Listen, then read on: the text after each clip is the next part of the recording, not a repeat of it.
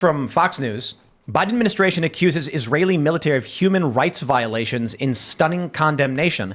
The State Department finding comes as anti-Israel protests sweep college campuses. This should be the easiest and greatest bit of proof for you that Joe Biden just does whatever the woke left wants him to. The reason? This has nothing to do with the Gaza war. This is pre-October 7th, they're claiming. The U.S. found 5 units of the Israeli Defense Forces responsible for individual incidents of gross violations of human rights, the State Department announced on Monday. Though whether funding to the American ally could be cut over such abuses under the so-called Leahy laws still hangs in the balance. Theoretically, because of this move the Biden administration made, they could cut funding to Israel. So I just kind of feel like I'm going to sit back, let the Biden administration, sure, open up the door to cutting funding. I hope we can get any one of the more libertarian candidates to actually say, okay, well, then that bill that just got signed off on to fund Ukraine, Israel, Taiwan, we got to halt that because of the Lee laws here. And so I'll just let these people keep making the mistakes, spiraling out of control. The Biden administration desperately pandering to the woke left for reasons I don't get. I think older people tend to be more pro-Israel, but I think it's Pew Research. It's Gallup showing that Democrats overwhelmingly disapprove of Israel. So Biden is just going that direction.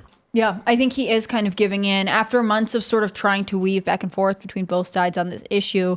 He is ultimately trying to get reelected. And that's why I think he's lining up in a way that condemns Israel. Again, I have no idea what his personal thoughts on anything are. I don't know that I would have predicted he would have been the president that both banned TikTok and decided to defund Israel. That was a twist for me. But again, it's not because he ideologically believes in what these younger progressives are saying. It's because he doesn't want to lose their vote. He needs them to get back into the White House, theoretically. Yeah, I think a lot of old school Democrats, they're not necessarily ideologues in the way that a lot of younger, more far left Democrats are. Honestly, I think they're just about power and they're about cementing power. So that's what Biden's doing here. And I think he sees where the wind is blowing. Gen Z, Republicans and Democrats, honestly, are both very unfavorable towards, Israel and Israel aid, things like that. So I think he sees, that the older generation that was very pro-Israel is starting to die out, and he's making a play for the future of the party. Yep, which is why I said support for Israel is done in 20 years. I don't think people realize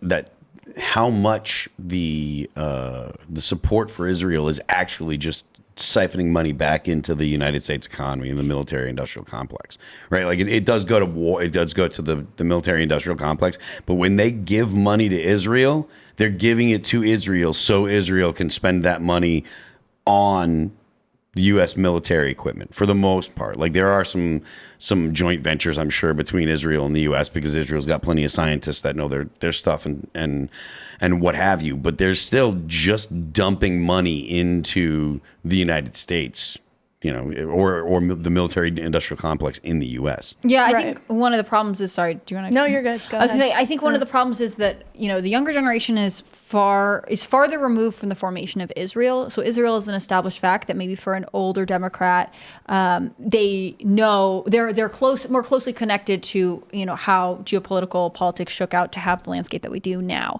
But I think if you were to tell any of the young Democrats, we're talking about this before the show, or any young Americans, hey, since World War II, we've spent $260 billion funding Israel, they would go, but why can't I afford a house, right? Even though there is historic context for all kinds of things, ultimately what they hear is, we are not our government's priority. I am not the priority of our government. And I think Americans are really sick of getting that message. Yeah, I think a lot of that is messaging. I think the government is really bad at explaining to the American people why they do things they do. And I also don't think you could justify the amount of foreign aid that we spend. I mean, I think it's just become astronomical in a way that really, really tells us that this is more about currying favor and power with the world than it is about ensuring prosperity for the people. Maybe partially controlling the world. Well, partially, but you have to understand, like, one of the things that foreign aid is for is, like, the more people that have dollars, the more countries that have dollars. And I'm only saying this because there's a lot of people that are listeners that don't even, that don't know that these are more the complexity. It's not just as much as giving money away to get people to do stuff. But the more people that have dollars, the more foreign countries that have significant amount of dollars, the more people are incentivized to continue to use dollars. So it helps keep the value of the dollar, allowing the federal government to print more dollars. Now, I'm against the Federal Reserve. I want to get rid of it. I want to see some kind of currency that is stable and backed by something tangible. But the federal government and most of the American people look at the flexibility that type of monetary policy gives, and they don't realize how much it benefits them. So, or how much flexibility it gives the United States government to act in the world, and that's part of why the foreign aid is a good thing. And again, I'm against foreign aid. I don't think we should have it, but. It's a double-edged sword because, again, like, being able to be basically the world currency is incredibly powerful. On the other hand, it puts you in a position where, there was this call between the president of Mexico and Biden on Sunday, and basically the president of Mexico was like, I want you to keep legal immigration open at the border because obviously we have a huge crisis. And he's talked about this before. Biden has pledged to be to deal with some of the root issues, is a term that keeps coming up. And one of the president of Mexico's solutions for solving root issues, this was he proposed at the end of March, was, well, why don't you give $20 million to poor country, or $20 billion to poor countries in South America and in the Caribbean, because that will deter people from trying to go to the U.S. for, economic advantages. It's this thing where it starts to be like, well, we can use your foreign aid and the fact that you have money to blackmail you into allowing us to set the standards for immigration policy. Like, that ultimately also makes America weak. So everything is about a balance, right? And I think having influence economically is obviously important to a country. On the other hand, that can so easily be turned around to be the thing they use against you, saying, well, you have the money, so we'll invade unless you give it to us. And I think, you can say, like, foreign aid makes us powerful, but who is us? Like you were saying earlier. Well, the federal government is what I'm talking about. What this money is doing is, it's not helping me buy the home, as you were saying. It's just padding the wallets of the military-industrial complex and the defense lobbyists and contractors in D.C. who ultimately, don't have my best interests at heart. They just want to profit off of war and off of death. And I think the American people are starting to see that. I think the America First movement has opened their eyes to that. And, we essentially have countries on auto pay. We give Israel, since the Obama administration, $3.8 billion every year for their missile defense system. And I think Americans see stuff like that and they're frustrated because they go to the grocery store, they go fill up their car with gas, they're struggling to make ends meet, and we're just giving money out endlessly. We're writing blank checks to Ukraine. We're funding both sides of every war as well, right? We're giving money to Gaza and to the Israelis as well. So I think Americans are just fed up with it, especially young Americans. Yeah. I think so too. Yeah. Well, I'll continue to monologue here. I think support for Israel is done. Yeah. Like, the Biden administration is free falling. They're desperate. And these protests are meaningless and vapid, but Biden's bending the knee to it anyway. So 10 to 20 years, people on the right, the MAGA side, is going to say exactly what people here are saying. No more funding for foreign wars. We don't know what the point is. The Biden administration's already abandoned it. Then it's going to be way sooner than 10 to 20 years because there's no way that we're going to be able to continue to service the debt. What's your guess? I imagine by 2030 we have significant problems with unfunded liabilities. The people that talk about the America First people that talk about how much money we're giving away and how much money we spend on foreign aid and stuff. Fair enough, that's legitimate. Again, I'm against foreign aid, but if you really care about the United States, you need to start making noise about the unfunded liabilities, because last year we spent more on interest to our national debt than we spend it on the military. So everyone talks about how the United States spends all this money on war and blah, blah, blah, blah, blah. And that looks good to be like, I'm anti-war and it's bad that we spend money on war. That's a really great virtue signal. But the really hard thing is, hey, grandma, that Social Security check that you got? we're going to have to cut it in half.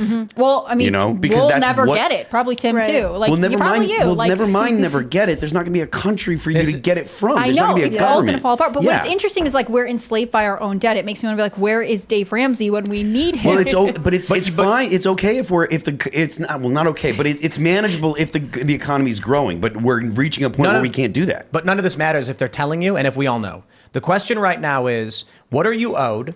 What is coming to you? Like, you're owed something, sure. Every generation, we pass on the fruits of our labor to the next. So that's what the generations are owed. They are. And what will you get from that? The answer is you'll get nothing. You are owed the fruits and labors of your ancestors and the hard work we put in, but it's being given away. It's being stripped from you. And so what will you get? You will get nothing. And if we know that we're looking at a disastrous market, whether it be war escalating, prices rising, Biden refusing to refill the Strategic Petroleum Reserve because he doesn't want to lose a presidency, Unreal. all that matters is what will you do to ensure the survival of yourself, your friends, your family? Because the idea that you're going to be like, I shouldn't have to start planting vegetables, learning to farm, and raising chickens. The government should just be fixed. It's like, okay, well, sure. Great. Biden sucks. Trump should win. Shoulda, shoulda, coulda. These things should happen. What are you doing right now to plan for what if it goes bad? There's some guy, I think it was Business Insider, or it might have been like Fortune.com or something. There's a guy claiming that the S&P could collapse by 50%. Yeah. And I'm like, yeah, you know, maybe the way what we're seeing right now economically is nuts. Like the unrealized losses that the Fed and all these banks has, that they're just pretending like they haven't lost everything. The mass printing of money. We are sitting on, I mean, it's been called the House of Cards for decades, but we're well beyond that. If tomorrow you wake up and there's no internet, there's no electricity, what are you going to do? And people in New York are going to go full Dawn of the Dead. I mean, it's going to be riots. People are going to be stealing and hoarding food, fleeing in mass, and within a few days, people are going to be very, very thirsty. So they'll have to figure that one out. I don't know that it does happen. I don't know why it would.